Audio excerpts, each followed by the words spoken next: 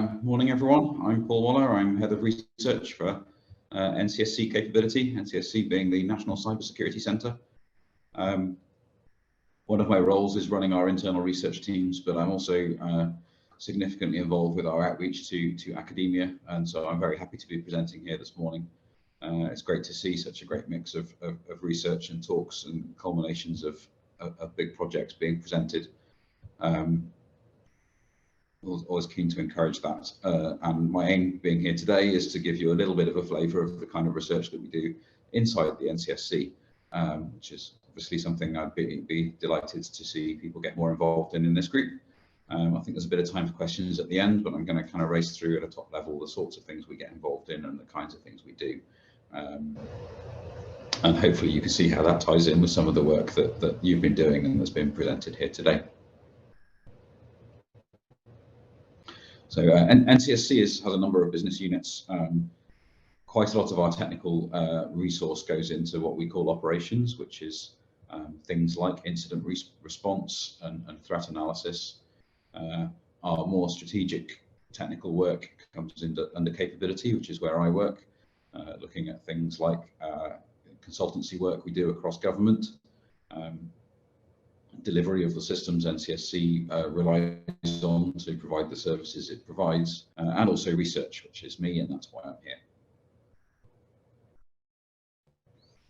This is cut and pasted off the National Cybersecurity Centre website, hopefully familiar to a number of people, but the goal of NCSC is to make the UK the safest place to live and work online. That's quite a big remit. Our predecessor organisations concern themselves mainly with securing military and intelligence and very senior government departments, networks and communications. These days our remit extends right across the UK to protecting citizens, researchers, small businesses, as well as all the stuff we've done before. So I've highlighted in red the kind of key active goals of NCSC, the kinds of things we want to work on and the areas where we want to have impact and change things. And you can see there's a lot to do. So identifying and addressing systemic vulnerabilities, reducing cybersecurity risk to the UK, reducing harm, concentrating on that. So this language is specifically around reducing risk and harm rather than increasing security. So trying to have a tangible impact on the things that we do every day. Providing leadership on key national cybersecurity issues. And lastly, but by no means leastly, support and develop a world-leading NCSC. So our research improves our internal capability as well as our external impact.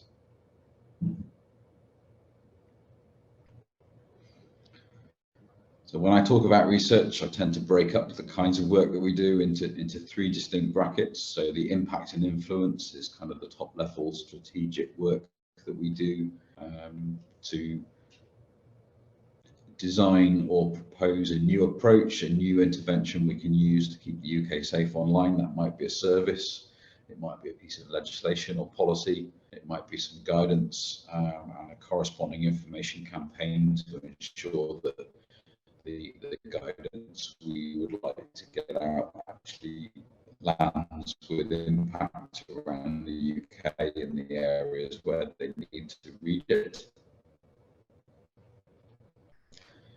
Improving capability is largely internally focused research where we have a set of teams within NCSC capability that deliver services. I mentioned consultancy and advice. We invest in internal research to make those teams better at what they do. Probably see less evidence of that research work externally, except in the fact that our teams get more efficient or more cost effective or are able to do things they couldn't do before. Lastly, but not least, build capacity. Technology changes and evolves all of the time. We need to build effort in new areas where we may not understand the problem space, but we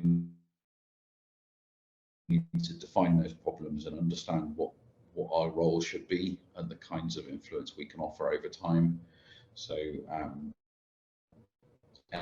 areas like smart cities, connected spaces, new and growing use of technology that will in the very near future require legislation, policies, interaction at the government level to ensure that we are protected.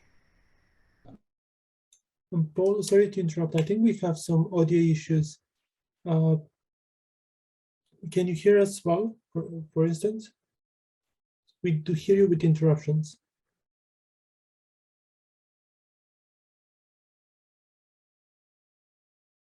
So Paul, can you hear us? Hearing AI, probably a bit more on that later. Paul? CNI, that's critical national infrastructure, so becoming more and more connected, but obviously also risks. I'm sorry. Okay, so I'll carry on. The lines of the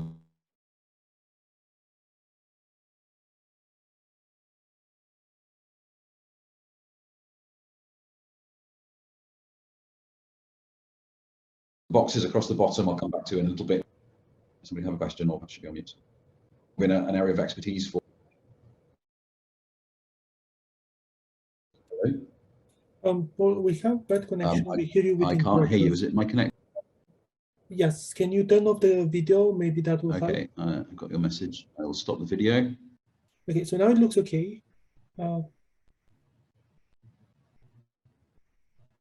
if you can do full screen again for the slides. Stop the video. I am trying to stop the video. There we go. Is that better? So yes, now we hear you okay. So probably that should fix it. So if you can. Yes.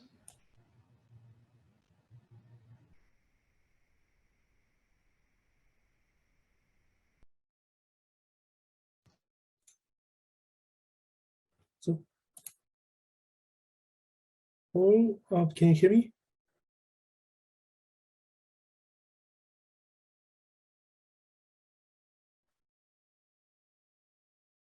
Sorry, Paul, can you hear me?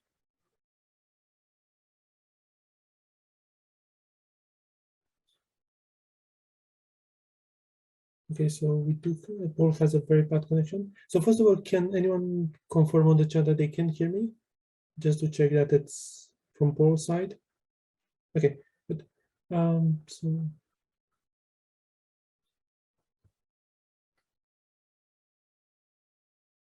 Okay, Paul, can you hear me?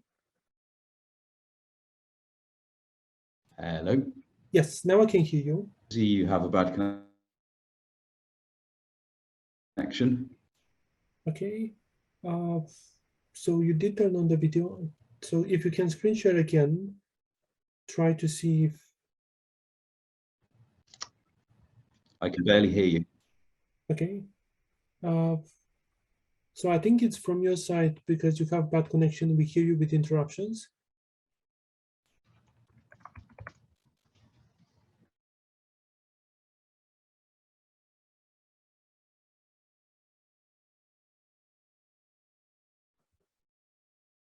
So, Paul, can you hear me okay? I can't hear you. I'm really sorry. Okay. Okay, so if you can hear me, maybe I can hear the advice. So you're going to have to type if you want me to do anything. Okay, so you can see my slides again? Just about. No, yeah. No. Yeah. No.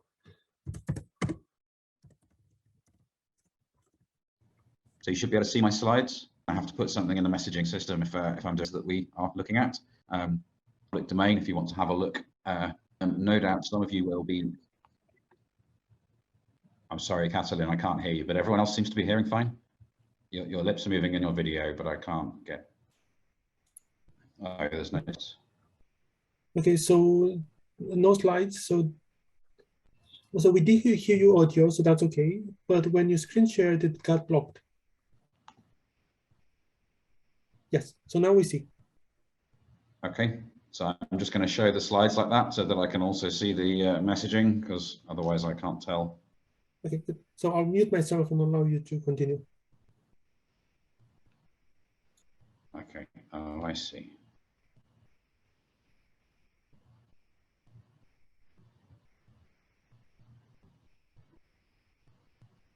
Right, so this slide, hopefully you can see it, lists the academic partnerships that NCSC has with the 4 academic research institutes that we support. Thank you.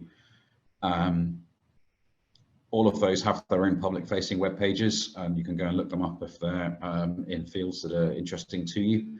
They all run their own set of public events, and they're a great way to join the community of interest in those kind of topics. They have vibrant communities, and we're very proud of the way that they bring together the right group of experts in a lot of these fields. So likely you're already aware of the ones that are relevant to you, but if not, I would encourage you to go and look those up and get involved. The last one, but not leastly, is the Alan Turing Institute, which looks at problems in artificial intelligence and data science. We don't run that, but we do contribute to research going on there. We play an active role in the research community as part of the Alan Turing Institute, so that's a big deal for us too. In terms of NCSC internal research, we publish the problem book online. Again, you can look it up, it's on the NCSC webpage. The idea of that is to publish broad themes of the kind of work that we get involved in. Some of it is classified, and so it's not completely exhaustive. But actually there's a huge amount of cybersecurity research that we get involved in that is not classified, and therefore we are delighted to talk about it and in fact encourage collaborative work with academic partners and indeed other governments and industry around the world, because these are problems we believe need solving, and cybersecurity is very much a global market. So I'm going to go through the themes at a really top level to give you an idea of the kinds of work that we do. And then I'm going to zero in a little bit onto the technical teams that we have internally to give you a flavour of the kinds of work that go on day to day. So our first theme is managing long-term critical risks. There's a set of long-term risks that the UK needs to care about and manage, and research is one way of keeping tabs on the state of the art. The picture shows the kind of nature of managing long-term critical risks. This is the island of Stromboli off the coast of Sicily. If you've ever been there, or if you look at the picture carefully enough, you'll notice it's an active volcano. It erupts every few minutes, but obviously also every so often it erupts significantly more forcefully. And therefore, for the purposes of those people living in the houses dotted around the shore, it's very important that there's a group of researchers and volcanologists living partway up the mountain, looking very carefully at the sensor readings and trying to predict what's going to happen next. And that's how I characterize a lot of our internal long-term risk research, in that it's extremely important that they're there, even if we actually don't hear from them most of the time, because we need to know about things that are happening, hopefully before everyone else does, and have some solutions in mind. That tends to be the sort of research that we don't talk about in public. Some of it is classified, but it's really important that it's there and that we don't forget about it. So more externally focused, looking at a topic that I'm very keen on exposing more details of is transparency. The picture is an X-ray bag, an X-ray shot of somebody's bag going through an airport. Some of you might remember airports from a few years ago when people used to travel places. The idea is to convey the theme of transparency, noting that an awful lot of complicated systems in cybersecurity are exactly that. They're so complicated that the people in charge of them don't actually know what's connected, don't know what state it's in, don't know what needs patching when. And that makes it very hard to make good decisions, even with the best intentions. And so a really important area of research is improving transparency, making it easier to understand what's on your network, what state is it in, and that makes it easier in turn to make good decisions about cybersecurity. Anyone who's been involved in dealing with the most recent publicity surrounding the Log4j set of vulnerabilities will know that the hardest point is trying to figure out where those vulnerabilities are and what to do about them. Actually finding which devices are vulnerable is the hardest part of the equation, and so making that easier for people is a big deal as systems get more complicated and more interconnected in future. Resilience, viewers of Top Gear might recognize this vehicle. Resilience is about the ability not just to withstand attack, but to keep going despite having been attacked, to come back to normal afterwards and to not lose key features, things like availability and integrity, even during or after an attack. recognizing that the initial boundaries might get penetrated, will get penetrated, attackers will get in. We need to be able to deal with that and recover, keep going. Usability is key. Designing security systems is very hard and very technical. Systems need to be used by real people, often people who have other jobs to do and other skills outside of security and who might be in a hurry. We need to make security as easy to use as possible, as human accessible as possible, and as consistent with people's goals as possible. Similarly, talking about incentives and behaviors, we need to make it easier to do the right thing. And this is where a lot of our socio-technical research is centered around improving security culture and improving security rules and policies so that they're consistent with what people want to do. This is an example of a really bad incentive. Anyone who's stood next to the button like this from any period of time knows that the notice and the big red nature only increases one's desire to press it, even if you know bad things will happen. This is a pretty terrible piece of guidance. We need to make these things easy to use in the right way. Separation of concerns is kind of what I think of as old-fashioned security, but there's absolutely no harm in it. It's still a very important part of what we do. Basically, keeping barriers between things that are of different privilege levels. So separating the really valuable stuff from the only slightly valuable stuff, and again from the outside world. So castles are a great analogy for this because they have layers of defenses and also need to be able to open portals between those layers, so they have drawbridges and portcullises, as well as having high walls and catapults. We need good protection mechanisms, and we need to understand where to use them. Finally, modelling. Lots of our systems, as discussed above, are so complex that they don't fit in one person's head at any particular time. It's very hard to know what's going on. We need ways of developing heuristics for what's important and drawing out those key points of information that help us make good decisions. And so a chunk of our research is devoted to doing that and helping people understand the important bits of systems and the key decisions that need to be made. So that's a very quick canter through the problem book. I hope that's of interest, and as I say, it's all on the NCSC website if you want to have a bit of a read in slower time. The idea is to be slightly technology agnostic because in practice our research problems combine a bunch of disciplines. We rarely use one on its own when we're trying to solve a problem that affects the nation. That's a guide to the teams that we have. I'm going to go through those in more detail, so I'll skip past that.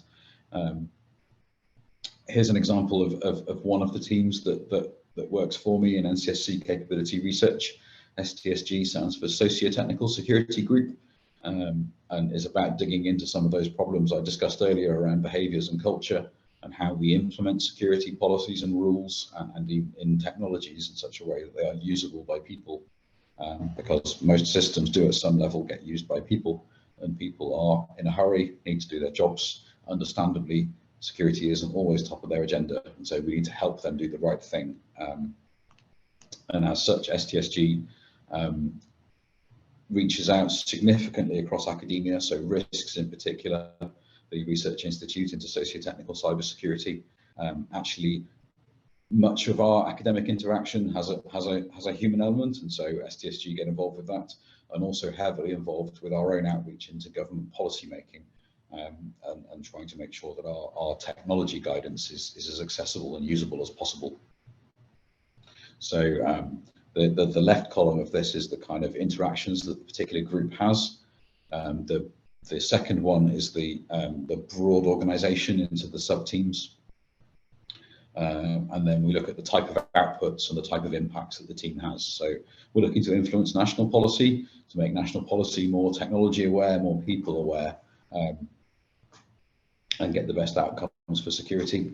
ACD is our own active cyber defense, a set of capabilities and offerings that would fill an entire presentation in their own right, so I'm not going to dwell on them here, but things like protecting the DNS services used across government and being able to use those accesses to reduce the harm that we suffer from things like phishing attacks and malware. And we want to make those systems as usable as possible and as easy as possible to integrate into how those government departments work. Okay, moving on. Yes, happy to see questions in the chat. I will come back to questions at the end. Data science research is probably our newest of the key technical disciplines. So standing up with a lot of engagement with academia via the Alan Turing Institute, as described above.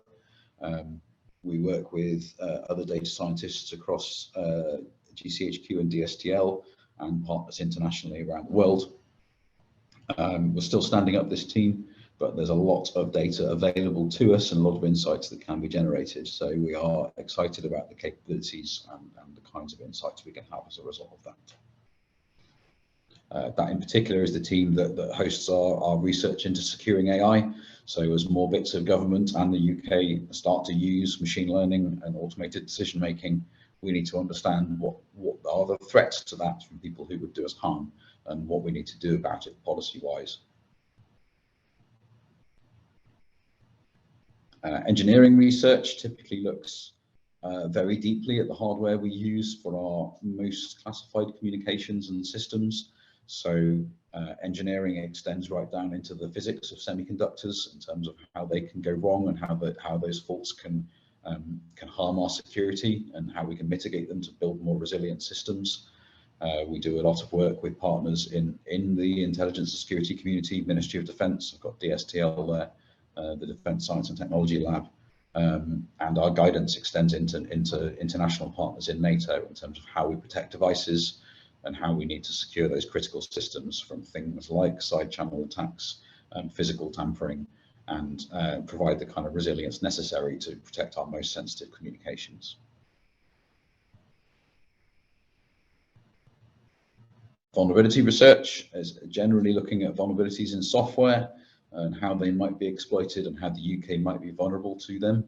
So that team does a huge amount of work with industry, with the vendors of the technology that we use.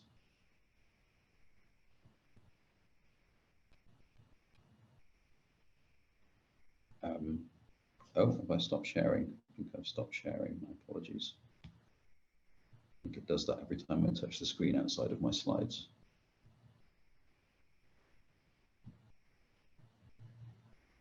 Hopefully they're back now. If I scroll down to look at the questions, they will disappear again.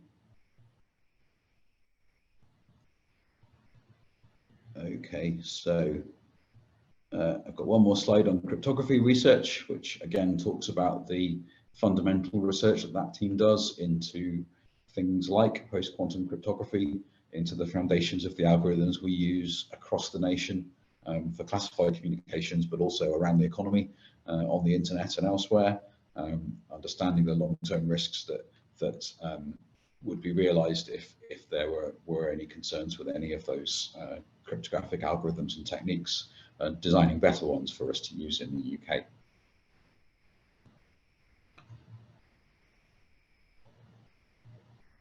Building capacity I talked about earlier. This is about investing researcher effort in learning about new technology areas and the kind of problems that might be revealed as the nation adopts those. So talking about smart cities, connected places, a lot of interesting questions come up about how the data is used, who has access to what, and how we protect that access without stifling the innovative capabilities that can come from it.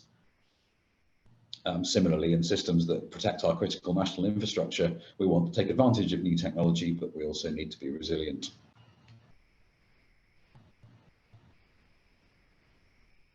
So, I'll leave you with a note that the kinds of research that we want to do, we do research because it's a long-term benefit. We want to invest in solving those problems that affect us strategically. We have the ability to be creative because we're NCSC, we're commercially impartial, and it's important that we are able to represent the government when we deal with industry and other interests. We do research across the stack, so from semiconductor physics all the way up to the people using our systems and everything in between in terms of software and cryptography. and we want to have an impact on how we reduce harm to the UK. I'll leave you with a final slide that won't be any news to a community of researchers, but certainly when I talk about research across government and internally, it's important to remember that good research takes time. If you want a tree this big, you have to plant a small acorn and wait for it to grow, and that's very important to me. So one of the things I'm very insistent on is that people realise that when you invest in research, you sometimes have to wait a bit of a while to get results, and that's fine.